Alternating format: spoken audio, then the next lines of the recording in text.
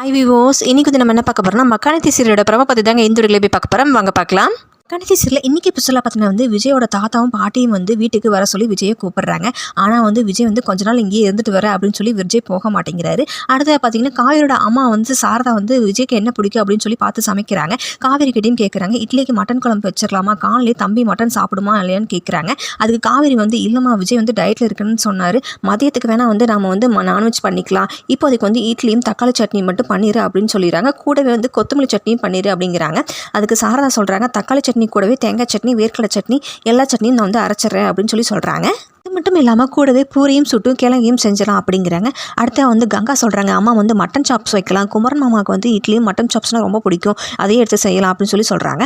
அதுக்கு சாரா சொல்கிறாங்க, ஏடி இப்போ வந்து நான் குமரன் தம்பிக்கே கேட்டுட்டு இருக்கேன் அப்படிங்கிறாங்க. அதுக்கு எப்போ வேணாலும் செஞ்சு கொடுக்கலாம், இப்போ வந்து காவேரி வீட்டுக்காருக்கு எது பிடிக்குமோ அது செஞ்சு தரலாம் அப்படின்னு சொல்லி சாரதா சொல்கிறாங்க கங்கா கிட்ட. சாரதா அப்படி சொன்னது பார்த்தீங்கன்னா வந்து கங்காவுக்கு வந்து பயங்கரமாக கோவம் வருதுங்க. நம்ம புருஷனுக்கு வந்து எதுவுமே செய்ய மாட்டேங்கிறாங்க, விஜய்க்கு வந்து எல்லாமே செய்கிறாங்க அப்படின்னு சொல்லி கேட்டதும் பார்த்தீங்கன்னா வந்து காவேரி அதை புரிஞ்சுக்கிட்டு சரிமா நான் வந்து இப்போ மட்டனே செஞ்சிடறேன் அப்படின்னு சொல்கிறாங்க. ஸோ இதுக்கப்புறம் என்ன நடக்க போகுதுன்னு தெரியல, அது வெயிட் பண்ணி அடுத்த எபிசோடில் அதை பார்க்கலாம். இது போல் மேலும் வீடியோக்களை பார்க்க மறக்காமல் லைக் பண்ணுங்கள், சப்ஸ்கிரைப் பண்ணுங்கள். நன்றி, வணக்கம்.